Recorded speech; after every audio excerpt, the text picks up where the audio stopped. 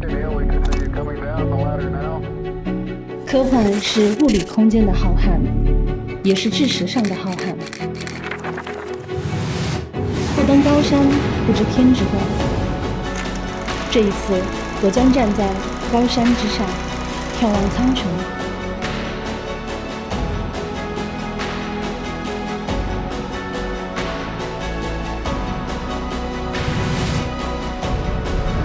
在一段未知的时空里，望星海之光芒，触生命之机理。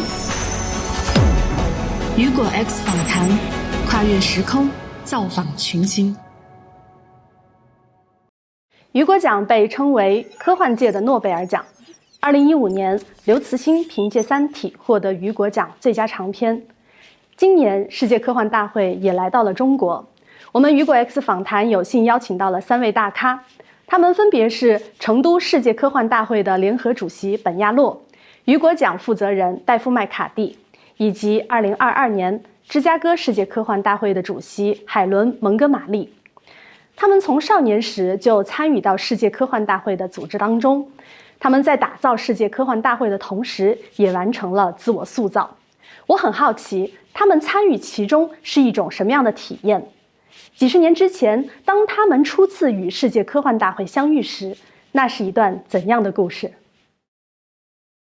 So I'm wondering, what is your first experience of your Worldcon? Would have been Chicago in 2000. I was a very poor graduate student, so I could only afford a one-day badge. But I knew at some point I would want to go back to one for real. And the next opportunity I had for that was in 2004 in Boston. Were you with Dave? Mm-hmm.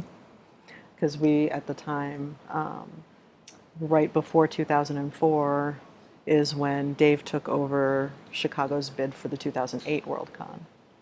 And so they were like, well, now you have to go to Boston.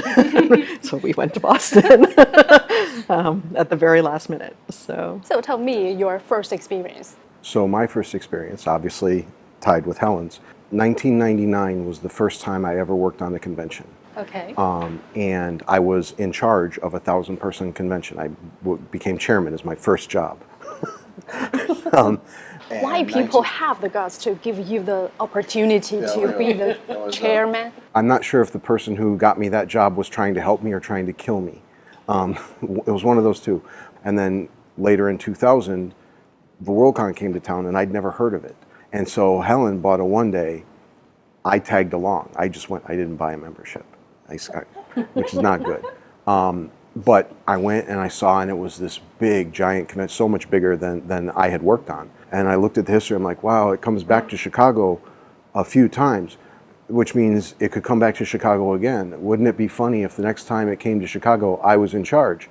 And then in the back of my brain, it's all, haha, that's crazy. It would never happen. But sure enough, the next time it comes back to Chicago, I'm in charge. How did you feel about being a chairman of a Worldcon? I use the word transformational. It changed me. For 1 year, all of fandom felt like my family that I was responsible for. And it's strange, you know, so every problem in fandom anywhere was my problem. You know, it got me friends for life. It's a very hard job. There were days that it was hard to get out of bed because the things we have to do are so great to get everything ready and all the planning. It can be a lot. But at the end, it's one of the most rewarding things I've ever done in my life. You make friends in Worldcon. I have a couch that I can sleep on in almost every city I can think of. You know, I have friends everywhere now. Because of Worldcon? Because of Worldcon, yeah. For the most part, I've been spending most of my time here with people in the science fiction community. Me. And that has, of course, made me feel very welcome because, well, I'm in this science fiction community. I'm home. So what is Hugo stands for you? Oh, that's a giant emotional question. So, you know, the Hugo Awards for me, I discovered science fiction. I didn't inherit it from anybody. When I was young, I was sick for a long time. I got bored bad. I didn't have anything to do, just lie in bed and be sick. And my mom wanted to help me get through the time, and so she went out and she bought me all kinds of different things to read. I got me Western stories, horror stories, and this one science fiction book. And that started. That was the thing that started it for me. Fate. It's kind of like fate. Yeah. And then I go to my grade school, and the library of my grade school only had 4 science fiction books, and I would check those 4 books out again and again and again and again. But then I got a little older, and I got finally, went to bookstore by myself, and I started seeing the books that said Hugo on them. And when I was reading those, I found out I liked those the best. I didn't know what it was, except that I knew that when that symbol was there, that was probably a really good thing. When I first got to Worldcon, I didn't even understand the connection between Worldcon and Hugo's. I hadn't really figured that part out yet. It was much later. I'm like, oh, we give out the Hugos, and figuring out how we do it, and finding out that they're the awards of this community, and the community decides what it wants to honor, and what it wants to choose from. The participation of the community and the love for the work that so many people have means the world to me. Seeing the care that people take with going. There's people who plan their year around, oh, it's the time of year for Hugo recommendations, where they're like, oh, I've read these 4 things, and start telling their friends, I think these are great. And their friends like, what did you see that's good? And they share, and you find good things, because when the Worldcon was younger and science fiction publishing was smaller, there were people who could keep up with everything that got published in science fiction. But now, could you imagine anybody that could read all the science fiction that's published now? No. It'd take 100 people or 1,000 people to read what comes out in 1 year. There's so much published now that we need our friends' help to find the good stuff. The other thing is that the Hugo reflects what the Worldcon community are good books. Right. Not the entire Spanish community, because as we know, there's lots of different strains within the Spanish community, but it reflects what the Worldcon community thinks are good books, or good works of whatever flavor they are.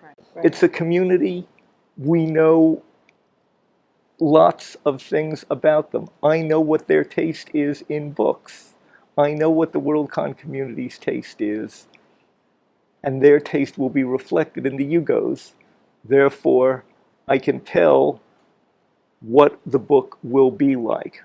Never perfectly, absolutely never perfectly, but it will give me a good hint. And as has been said, there are more books that come out. When I first started reading science fiction, because I started reading science fiction very, very early, and I'm much older than they are. So when I started reading science fiction, I really could read everything that came out. I can't. Not anymore. Not anymore. I mean, I'm not worried about the few dollars that I spend on the book, because I can go out and get a job and get the few dollars. But as Helen said, I can never get those 3 hours back. And in fact, I am much more aggressive at it. I used to reading books. I've gotten so much better at, if I get partway through and then I'm like, no, I don't like this book, I can set it aside and I'm okay. I used to have to finish it. Right? Yes. I was like, but I have to finish it. Oh, the same as me. I need to finish it. Right. I don't know why. It's just a waste of time. Let that go. Just Let it go. I'm so much happier. When I was reading, right now I read mostly ebooks. When I was reading physical books, I had a very strict rule. When I got to the bottom of page 50, if I didn't care what happened on page 51, I would close the book and put it down. And I was very, very strict. I didn't have to finish the paragraph. I didn't have to finish a sentence. I didn't have to finish the word. Because if the word was hyphenated at the bottom of page 50 and started on the top of page 51, didn't matter. I get to the bottom of page 50, I close the book, I put it down, and never have to pick it up again. I'm not quite that strict. Catch and release. Absolutely, absolutely. In one sense, it doesn't come out often enough. Authors can be fans. Authors, Fred Pohl, one of the most respected authors in history, written many absolutely brilliant books for many decades. Won several Hugos. Won several Hugos. Yeah. But he also won a fan writer Hugo because he was a fan and he was giving away all of this writing for free, talking about the history of fandom, not any professional activity or anything like that, talking about the history of fandom.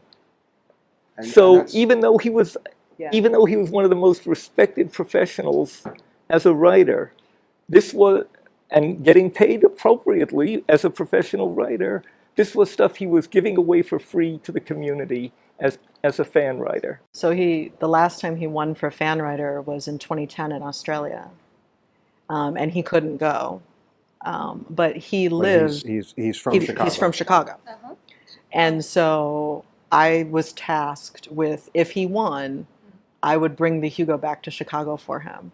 So the very first Hugo I had in my house was Fred Pohl's Hugo for fan writing, right? And it looked really great on my desk for those 2 days before I had to give it back to him. But it was just really cool to be like, oh. Literally, in 1967, you had Jack Gaughan, one of the, again, most brilliant artists that the field has ever seen, did brilliant book covers, brilliant interior artwork. He also gave away sketches to fanzines, not getting paid for it, just here, have these sketches by somebody who might be on the cover of the book that you just bought in the bookstore this week.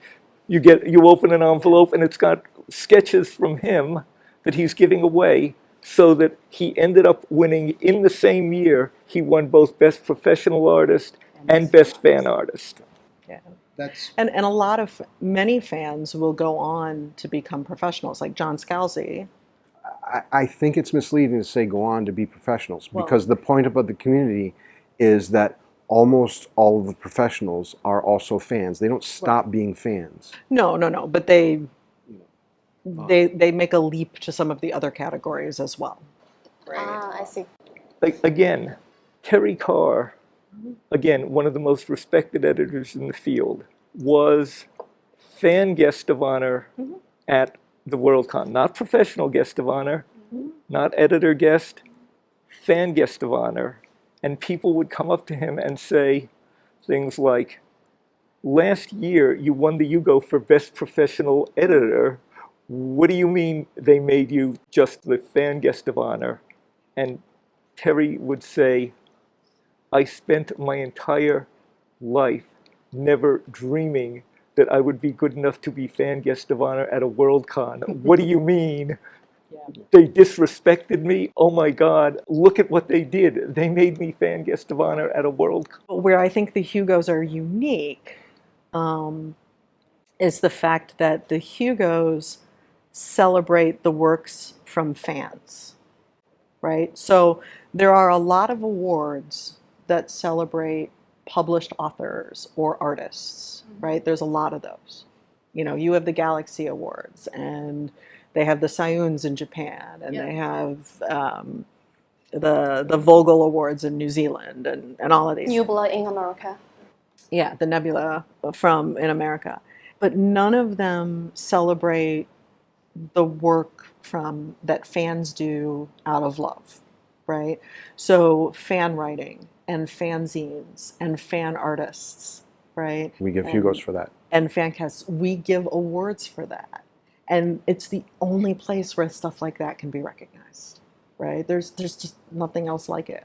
The fans celebrate the work that other fans do. And I think that's just, to me, that's the most unique and cool part about the Hugos.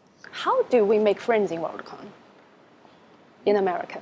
Because things is different in China. So first of all, we're talking about America. The thing that happens is Worldcon is every time you come to a convention for the first time, the things you see, the books, the authors, the science fiction stuff, that's what brings you there. But what happens is you get there and you meet all the other people that like the same stuff, and you make a new family. You meet them, you become friends, you make a new family. So Worldcon for me, like if I had to pick one word to describe Worldcon, and it's going to seem strange to people who've never been, the word I'm going to pick is community. It's family. The best part about it is my family gets bigger every year. And this year, it's going to get bigger because I'm going to make more friends in China. And that's amazing. Yeah, when I was in Chicago, I can tell that people support each other and help for each other. They volunteered. Even for a chairman, you do some really delicate things. Well, one of the things we always say is the best way to become part of the community is to volunteer, right? Because then you are automatically with other people and getting involved and talking to people, and maybe you're going to be sent to a part of the convention that you didn't know about, right? But you're sent there to go do something, and then you're like, so that's one of the things that we always recommend is, the easiest way to meet people if you're new at any convention, not just Worldcon, but is volunteer. Even if it's just for a couple hours. That's how you get to know the people. So in terms of Chengdu Worldcon, are you willing to have the Chinese volunteers to help? Absolutely. Yeah. we need Chinese volunteers. We need them, yes. Yeah. I mean, I had, for ChiCon 8, I want to say it was just under 600 staff and volunteers who made that convention happen. That's a lot. It's a lot. That's a lot. Yeah. Yeah, we had I believe just under 600. So, and they did everything from, high level jobs, the people who were working directly with me as the chair, and we had people who helped move stuff in at the beginning of the convention and helped move stuff out at the end of the convention. And that was the only job that they did. But we couldn't have been a convention without that, right? If we didn't have people to move the stuff in and move the stuff out, there would have been no convention. So that's the great thing about volunteering is you can choose your level. There's nothing stopping you from trying something new as a volunteer. You can say, that sounds cool. I'm going to try that this year. As for me, I use one word to describe Worldcon is welcome.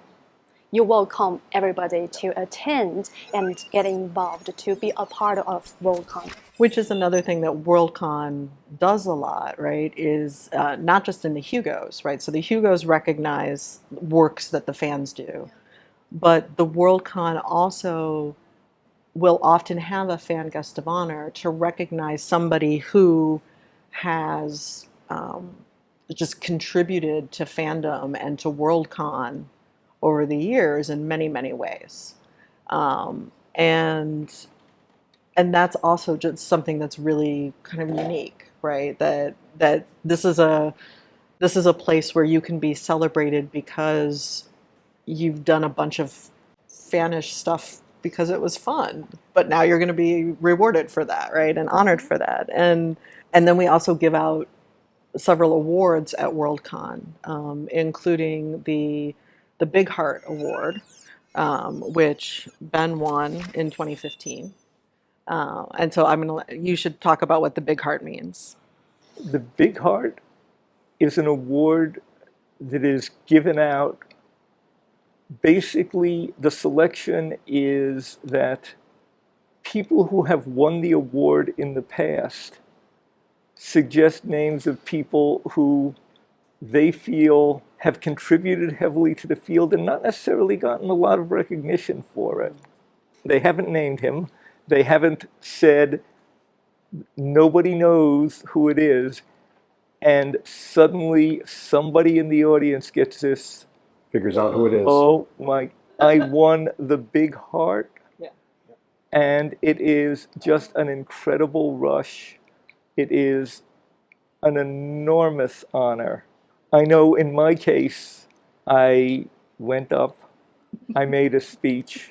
I didn't have the foggiest idea, not only what I was going to say, but I had no idea what I had said because my mind went totally blank. I knew that I had gone up on stage, and I knew that a few minutes later I was sitting down backstage holding a plaque with no idea of what I said or anything. And after the convention, I called up the tech staff and said, "Can you send me a copy of what it is that I said?" Because I had no idea what it was. This is why we always have a couch backstage, right? Because people who win awards afterwards are just so overcome. So we do it for the Hugos, or we do it when we're doing like the Big Heart and stuff, so that when they come off stage, they can just go, I won a thing, you know, and just sit there for a minute. So we always have a couch backstage That's interesting. and Kleenex, because they're often crying. We will prepare that Yes. in Chengdu Yes. Worldcon, definitely. But it's part of the community again, right? Just the idea that we're going to recognize somebody for all of the work that they've put in behind the scenes to make these types of conventions happen. Yeah, so my next question is, how Chinese community get involved with the rest of the world? Because, you know, it's kind of independent Chinese community. Helen sort of gave this secret hint, volunteer. But the key thing there is that fandom has grown and blossomed in many, many different paths. You can pick the path that works best for you and follow that path. Follow your interest in whatever it is that you're interested in. There is a convention someplace that will have the thing that you're interested in, or there might be a fanzine, or there might be a club, or there might be some other fanish way of getting to part of a fanish community with people who have the same, at least some of the same interest as you do. And the variety is great because we've been able to expand to take advantage of having that variety. Yeah, if there is no Worldcon, there is no chance for us to make friends. Yeah, absolutely. The thing about fandom that way is, for many of us, we went to that first convention and said, I'm home. Oh. Yeah. Yep. These are my people. Yep. And it's part of not just the Worldcon, but the fanish community, at least the fanish community I grew up in, is best described as a gift economy. Basically, it's not driven by money. It's driven by everybody presents gifts to all the other members of the community. Is it actual gifts? It's a gift of service. The gifts are all sorts of different gifts. I mean, somebody might produce a gorgeous novel. Somebody might produce a beautiful painting. I can't produce a beautiful painting. I can't produce a great novel, but I can help produce a better convention. So that's the gift that I can use to contribute to the economy. So what kind of gift can I give to the Worldcon? Absolutely. That's the thing is you know, so many of the people take the jobs at Worldcon not just to do the job, but to help the people there who are their friends. You know, to say my friends need my help, I'm going to help my friends. And then, you know, time goes on. You know, this year I'm in charge. All these people are helping, but then time marches on, and now one of them is in charge, and I help. Dave chaired a Worldcon. He said, "What do you want to do?" And I said, I've been spending all my time doing these jobs. Give me something that isn't this. So that I can make new mistake. There we go. And so he gave me, The scariest job at the convention. What? He was in charge of our budget. The other thing that we have is there are people who don't really work on the convention. They don't volunteer for the convention, but they are the people who are helping us run, helping us in the rest of our lives, right? So my partner did volunteer for ShyCon, but really his job was the care and feeding of the chair, right? Right. His job was to make sure that, I ate regularly. That's not a part of job. Right. Right. Is it's making sure that That's important. that we're eating and sleeping, Yeah, and with we have people who aren't volunteering on the convention that we can, Dave was talking about the mornings where it's hard to get out of bed because you're just like, oh, there's so much to do. I don't even know where to start, and it's all awful, right? But to have some, you have the friends who aren't involved, so you can go and you can talk to them and just be like, it's all terrible, please fix it. But it's not somebody who's working for you, right? So that kind of support is from friends and family who are outside of the community is also so important. And so the people that like that can find what they're looking for here, but the people that want other things, they can find some things they like here and have a good time, but they also can find their best time at another place, and that's wonderful. Everybody has choices. Yes, and I try to explain what Worldcon is to my parents, and they will attend Chengdu Worldcon in October. Oh, that's awesome. You did better than me. My parents did not attend. My parents lived an hour away from the convention, and they never showed up. because I've worked on many, many dozens of Worldcons, and I have a very deep feeling that I owe it to the people, most of whom are dead, but who spent their lives making the Worldcon better for me. I can never repay a Bruce Pells, who is probably the most important past Worldcon chair, probably the most important convention running chair after the first generation of fandom. I owe it to Bruce. Bruce spent time training me. Bruce spent time teaching me what he thought would help make me a better fan, what would help me to contribute to the community. Bruce has been dead for a decade. As I say, many of them are dead. It doesn't matter. They spent their time invested in me to turn me into a better person, taking advantage of a wonderful community. Therefore, it's my responsibility to repay. I can't pay them back, but fandom talks about you pay it forward. I can't pay Bruce Pells back, but I can pay it forward so that, with luck, some 30-year-old going to their first convention in 20 years will say, I went to this convention and Ben Yalow did something to make the convention better.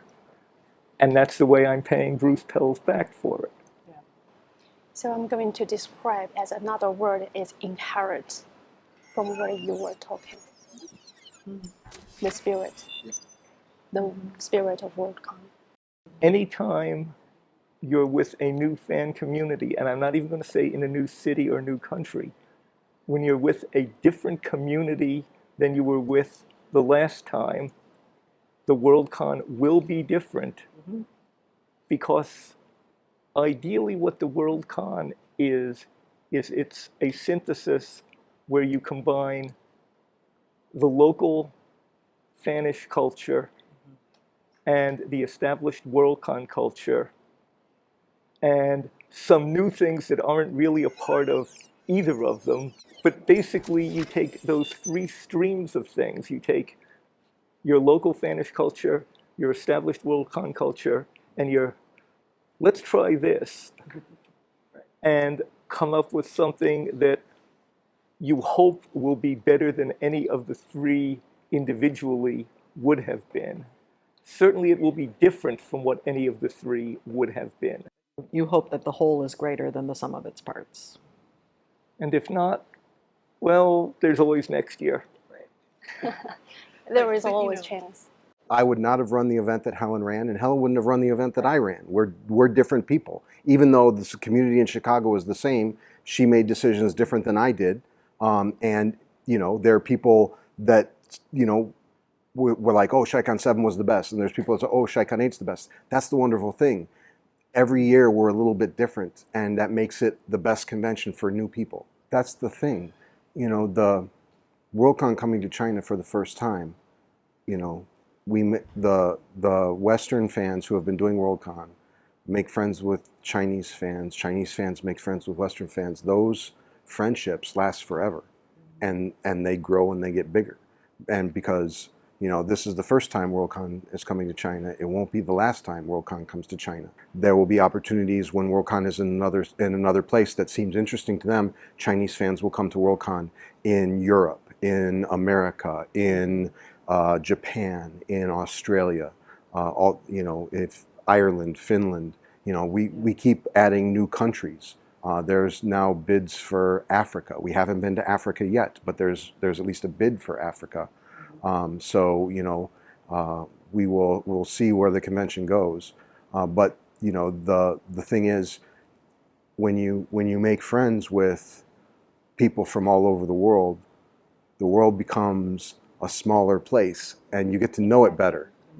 More connected. More connected. It's kind of like a village. Yes, but also the important part is when Worldcon comes somewhere new, is that here in Chengdu, we're not going to hold the same event that we held in Chicago last year. It's not going to be Shicon in China. It's going to be China and Worldcon together making something new that makes sense for China. Special Worldcon of China. Yeah, absolutely. One of the great advances over the past couple decades is how it's become easier to participate remotely.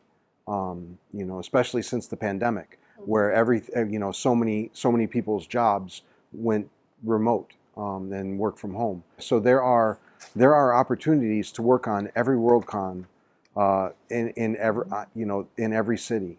For Chinese fans who want to be involved and learn more, is number one, there's going to be an opportunity to volunteer in Chengdu, but then as the Worldcon goes from city to city around the world, you know, every Worldcon has on its website, you know, an email address to volunteer. Say I'd like to volunteer, and what kind of things are they? You know, say I'd like to do something like I want to help with the Hugos. I want to help with facilities. I want to help with whatever, because there's all kinds of opportunities to help in all kinds of ways. But you make friends, even remotely. We make friends, and the important part is those jobs that you do are teaching you the skills to help do the Worldcon better when you bring it home to your town, because not every Chinese fan who's going to come to the Worldcon in Chengdu is going to be from Chengdu. They'll be from other cities too, and they'll say, I want to bring the Worldcon to Beijing, or I want to bring the Worldcon to any place else. I mean, you're living it right now. It's a scary but also wonderful feeling when you're thinking that you're going to bring, you know, 5,000 to 10,000 of your closest friends to come meet your town, you know, to see what it's like where you are. But there's, you know, I mentioned before that I had, you know, several hundred volunteers and staff for Shicon. Yes. And I would say there was a good, probably about 30 of them who didn't actually come to the convention. Everything they did before the convention as part of the planning. But they couldn't actually come to the event. But they still volunteered. I can tell you right now, speaking in my hat as a Glasgow advisor to the chair, I can tell you right now, if you want to volunteer for Glasgow, or you know other Chinese fans who want to volunteer for Glasgow, we would love to have you. Have me, just me, as your assistant. One of the things that we've started at Worldcon, and I hope we'll get to do in Chengdu as well, and this is going to be huge in Chengdu, There's a tradition at Worldcon of doing ribbons for your badge that have slogans. The most important ribbon for me is the one that says, "My first Worldcon." To say, this is my first time here. So almost everybody that I see with that ribbon, I grab them and I'm like, "Hi, are you having fun? Can I help you find something?" Right. You know, the people who know what's going on know to help, you know, and so that's, you know, like we try to do things to help people connect. Welcome to the Worldcon. What can we do to make you have a better time? In the past, I thought language could be a barrier, because the truth is language is a barrier for both of us, right? But I think if when it's October, it doesn't matter if we use English or Chinese or our body language. It's okay. Just say hello and then have fun together and celebrate Worldcon. Yep. Absolutely. You never know who it is that you'll meet that way. I was talking to somebody, and this sort of older gentleman said, "You know, you seem to be new here. Can I help you or anything like that?"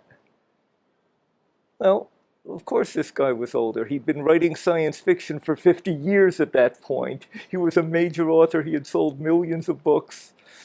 But he saw there was this young kid sort of wandering around. I was going to conventions with Fred Pohl for 20 years, not knowing that he was Fred Pohl, because I never read his badge once. I would chat with him, and I was friendly with him. We were friends. We talked often at the conventions in passing because we'd see each other in the elevator and stuff, and I'd ask how things were going, and I never read his badge. I didn't really, you know, we were just friends. How did you call him? I knew his name was, I knew his name was Fred. Okay. That part I knew, you know, but I never really read the badge. So it was just, you know, "Hey, Fred, how's it going?" You know? So, yeah. It's going to be an exciting time for meeting all kinds of new people. Because the thing is, the Finnish culture in China is vast, and it's been growing here because we'll be introducing China to the things that we do, and China will be introducing us to the things that you do, and that changes both of us. You're different after you've made a new friend, and they're different for having met you, and that's wonderful. Yeah. So tell me, what kind of Chinese word can you say? Can you speak? Tell me some. Mala. Very spicy. Mala, mala, mala. Oh. My job as co-chair is to learn as much as I can about both the Chinese culture in general and the Chinese Finnish culture, so that I can take and translate that for the people from the Worldcon or the non-Chinese side of fandom. So in one sense, my job is not just as co-chair to give advice and suggestions and things like that, but to serve as a translator, to take what I know from more than 50 Worldcons, more than 800 conventions, and learn the Chinese culture. There I am the student, not the teacher, is a way to learn. Because if you're going to teach something, you have to understand it. And that means you have to study it more and learn more about it. Even if you've been doing it for 50 years, you still always have more to learn. 他们说世界科幻大会的主题是 community， 我有我自己的理解，我觉得是 welcome， 就是没有科幻的积淀没有关系，没有浩瀚的想象力也没有关系，你先来。世界科幻大会是一扇门，至于里面有什么，它没有标准答案，各花入各眼。它可以是50人看到的桃花源，也可以是爱丽丝打开仙境。当然，我在这里说了不算，门里面有什么，你可以自己来看看。